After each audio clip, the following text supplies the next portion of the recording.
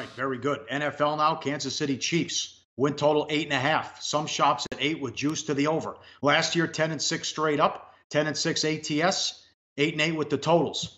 The playoff misery continues for the Chiefs and also Andy Reid as they blew a huge lead at home against the Titans. Now, the big addition, you get Watkins and also they trade for Fuller, but Mahomes is the new quarterback. Alex Smith traded, Peters traded, Ali released, and Tom Ali released, and Albert Wilson gone as well.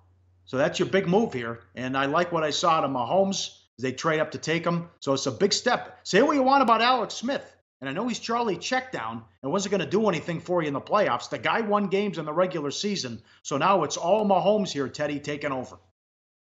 Yeah, and of course, when we talk about Charlie Checkdown, it shows at least part of the reason why KC's been so successful of late and why Andy Reid has been such a bet-on coach in the regular season. Real simple.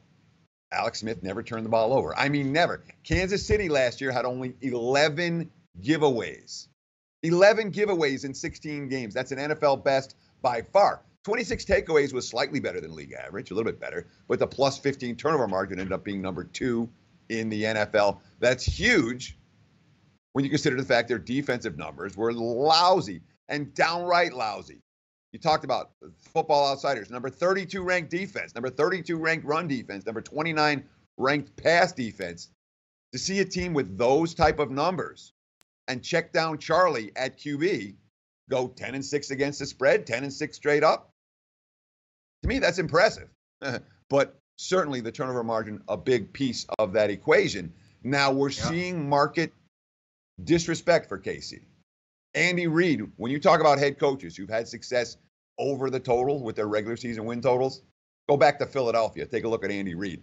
I don't know there's a coach other than Bill Belichick that's been better at getting his team to go over the total every single season than Andy Reid. And yet, this split line, there's 8s out there with juice to the over. There's 8.5s at basically even money. This is a no respect for KC line. It is a we don't believe in Patrick Mahomes line. When we have a QB guru in Andy Reid, who says, I don't want this guy, I want that guy. I drafted that guy, I groomed that guy, I'm bringing that guy into the fold. The markets are saying, not so fast, my friend. Honestly, in this spot, I trust Andy Reid more than I trust the markets. Reid has a better track record, and I expect Mahomes to come in and it be seamless and flawless for KC in that regard right from the get-go. Now, he may have more turnovers than Smith. They're not going to finish with only 11 giveaways this season. But Mahomes' ability to stretch the field, likely to give guys like Tyreek Hill a little bit more action when it comes to big play touchdowns. They have weapons, no doubt. Kelsey, Hill, you get Hunt had a great rookie season. So, and, you know, the Watkins is a nice addition. That contract is asinine, by the way, but he's got a lot of guys to throw to, and he's got Hunt as well. Eric Bieniemy is the new offensive coordinator as Nagy leaves and takes the Bears job. Also, the win total factored in. I'm with you with Andy Reid, but also it's a tough division as the markets love the Los Angeles Chargers again for, it seems, the 15th year in a row as they find a way to lose every single year. But the markets like the Chargers a lot as well. They went all defense early on in the draft. Made some additions to the defense as well, as I mentioned, with Fuller and Hitchens. Thoughts on the defense and the schedule? Well, yeah, I mean, the key to this team when we look at the offseason moves is that defensive front. They dumped Marcus Peters. He's now in L.A. They dumped Terrence Mitchell. Kenneth Acker gone. Phillip Gaines gone. Linebackers, Ramik Wilson gone. Kevin Pierre-Louis all out. But they did bring in a lot of talent. Hitchens, Amerson, as you talked about, the safety, Robert Golden, David Williams on the defensive line, and then the draft, all defense. Breland Sparks, the DE out of Ole Miss, Derek Nani, the DT out of Florida State, Dorian O'Daniel, the linebacker out of Clemson, Armani Watts, the safety out of Texas. Football Outsiders hated the advanced metrics on this defense. And let's not forget, of course, Eric Berry returning from injury. He has been absolutely an impact player when he's been healthy in his career. This defense has some talent. I would not be surprised at all to see a significant improvement from KC on the defensive side of the football, both advanced metrics and in reality this season.